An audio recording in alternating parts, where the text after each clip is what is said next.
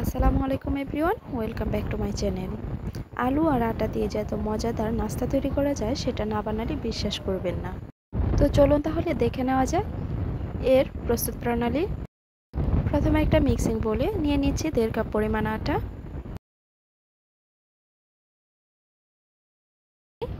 এখন এর মধ্যে দিয়ে দিয়েছি 1 চা চামচ কালো জিরে আর দিয়ে দিচ্ছি স্বাদ মতো লবণ। নাস্তাটা যেন অনেক বেশি খাস্তা হয় সেজন্য এর মধ্যে দিয়ে দিচ্ছি 1.5 টেবিল চামচ রান্নার রেগুলার তেল। এখন সব উপকরণ খুব ভালোভাবে হাতে মিশিয়ে নিব। আমার মিশিয়ে নেওয়া হয়ে গিয়েছে। আটার সঙ্গে তেলটা খুব ভালোভাবে মিশেছে কিনা সেটা বোঝার জন্য হাতের মুঠোয় কিছুটা আটা নিয়ে মুঠি করলে যদি দেখেন যে দলা পেকে গেছে, এমনি এমনি এটা ভেঙে যাচ্ছে না, হাতে চাপ দিলে তারপর সুন্দরভাবে ভেঙে যাচ্ছে, এতেই বুঝে নিতে হবে খুব ভালোভাবে মেশানো হয়ে গিয়েছে।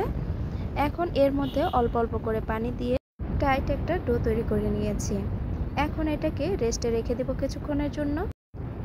আমি এর মধ্যে একটা ঢাকনা দিয়ে 10 মিনিটের জন্য রেস্টে রেখে দিচ্ছি। এতে করে এই ডোটা সেট হয়ে আরও অনেকটাই সফট হয়ে যাবে। এখন চলে যাচ্ছি পুর রেডি করতে। পুর তৈরি করার জন্য চুলায় একটা প্যান বসিয়ে এর মধ্যে দিয়ে দিচ্ছি পরিমাণ মতো রান্নার রেগুলার তেল। এর মধ্যে দিয়ে দিলাম 2 টেবিল চামচ পেঁয়াজ কুচি। পেঁয়াজটাকে নেড়েচেড়ে কিছুটা নরম করে নেব। পেঁয়াজ যখন কিছুটা নরম হয়ে আসবে এই পর্যায়ে এর মধ্যে দিয়ে দিচ্ছি 1 টেবিল চামচ কাঁচামরিচ কুচি। ঝালটা আপনাদের পরিমাণ অনুযায়ী দিবেন, যে যেমন ঝাল খেতে পছন্দ করে। এখন পেঁয়াজ আর মরিচটাকে আরও কিছুটা নরম করে নিব। এখন এর মধ্যে দিয়ে দিচ্ছি 1/2 চা চামচ হলুদ গুঁড়ো, 1/2 চা চামচ ধনিয়া গুঁড়ো আর দিয়ে দিচ্ছি 1 চা চামচ থেকে কিছুটা কম পরিমাণে চাট মশলা। এখন এই মশলাগুলোকে তেলের মধ্যে কিছুক্ষণ ভেজে নিব। এখানে পানি দেওয়ার কোনো প্রয়োজন নেই।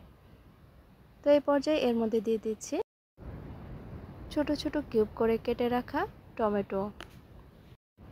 এখানে আমি বড় সাইজের একটা টমেটো নিয়েছি আর দিয়ে দিচ্ছি স্বাদ মতো লবণ। এখন সব কিছুকে একসঙ্গে খুব ভালোভাবে নেড়ে চেড়ে রান্না করে নিব যেন টমেটো কিছুটা নরম হয়ে আসে।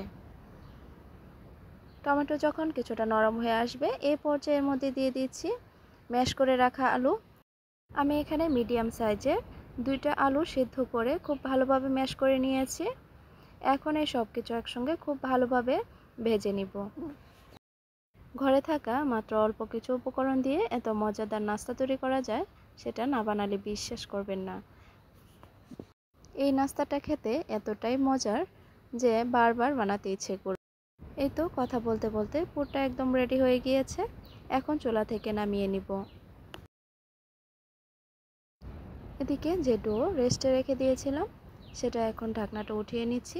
দেখতেই পাচ্ছেন ডোটা অনেকটাই সফট হয়ে গিয়েছে।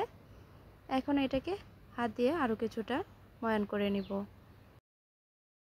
এখন এই ডো থেকে বড় সাইজের 2টা লেচি কেটে নিব। এখান থেকে একটা লেচি নিয়ে নিলাম। এখন এটাকে বড় সাইজের একটা রুটি বেলে নিতে হবে। এই তো দেখতে পাচ্ছেন আমি অফ ক্যামেরায় বড় একটি রুটি বেলে নিয়েছি। আর এই রুটিটা খুব বেশি পাতলা হবে না, আবার খুব বেশি মোটাও হবে না। আমরা সাধারণত যে রুটি খাই তার থেকে কিছুটা মোটা হবে। এখন একটা স্টিলের গ্লাসের সাহায্যে আমি এটাকে ছোট ছোট করে কেটে নিয়েছি। এতে করে সবগুলো নাস্তা একই সাইজের হবে। তো এখন আগে থেকে যে পুর রেডি করে রেখেছিলাম সেখান থেকে 1 চা চামচ করে দিয়ে দিচ্ছি। এখন পুরটা ভিতরে রেখে রুটির 2টা পাশ টেনে টেনে এভাবে সিল করে দিয়ে তারপর এভাবে কিছুটা চেপে চেপে দিলেই নাস্তাগুলো রেডি হয়ে যাবে।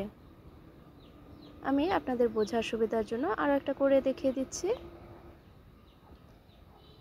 আপনারা হয়তো স্ক্রিনে দেখে বুঝতে পারছেন আমি কাজটা কিভাবে করছি।